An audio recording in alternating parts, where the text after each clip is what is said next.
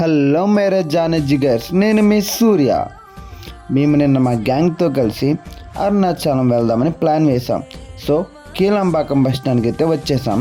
తమిళనాడులో అరుణాచలాన్ని తిరువన్మలై అంటారు. సో ఈ బోర్డు ద్వారా తిరువన్మలై వెళ్ళే బస్సెస్ మాకు ప్లాట్ఫామ్ నెంబర్ 7లో ఉంటాయని తెలిసి బస్ స్టాండ్లోకి అయితే ఎంటర్ అయిపోయాం. ఈ బస్ స్టాండ్ నేను 2-3 టైమ్స్ మాత్రం వచ్చా. బట్ ఈ బస్ స్టాండ్ చూస్తే బస్ స్టాండ్ లాగే ఉండదు, ఒక ఎయిర్పోర్ట్లో మీకు ఫీల్ అవుతారు, అంత సూపర్గా ఉంటుంది.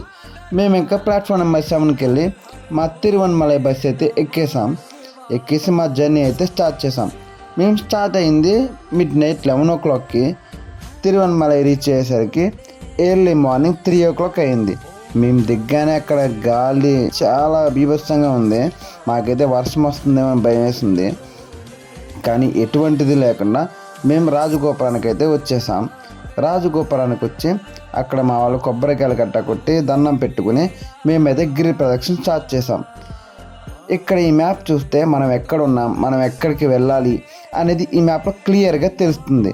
మా వాళ్ళు స్టార్ట్ అయిన కొద్దిసేపటికే ఆకలితో ఉండలేకపోయారు.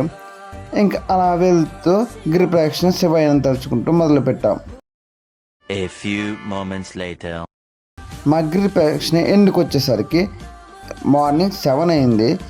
ఇంకా మా గిరి ప్రదక్షిణ పూర్తి చేసుకుని దర్శనానికి లైన్లోకి అయితే వచ్చేసాం. లైన్ అయితే చాలా పెద్దగా ఉంది. ఆ శివయ్యను తలుచుకుంటూ మేము దర్శనం చేసుకోవడానికి అయితే మాకు ఆఫ్టర్నూన్ 12 o'clock దర్శనం అయింది. సో ఆ ఎండలో మా వాళ్ళు చూడండి, చెప్పులు లేక ఎంత ఇబ్బంది పడుతున్నారు. అక్కడి నుంచి మేము చెన్నై రిటర్న్ అయిపోయాం. దర్శనం అయితే చాలా బాగా జరిగింది. మా వాళ్ళు చాలా టైర్డ్ అయిపోయారు గిరి ప్రదక్షిణ చేసి ఆ దర్శనం లైన్లో నుంచుని. కానీ ఈసారి అరుణాచలం దర్శనం అయితే చాలా బాగా అయింది. అండ్ ఈసారి ఏదో కొత్తగా అనిపిస్తుంది. ఇంతటితో ఉంటా మరి. ఎస్ప్రెడ్డిక్ ఆఫ్ జై హింద్.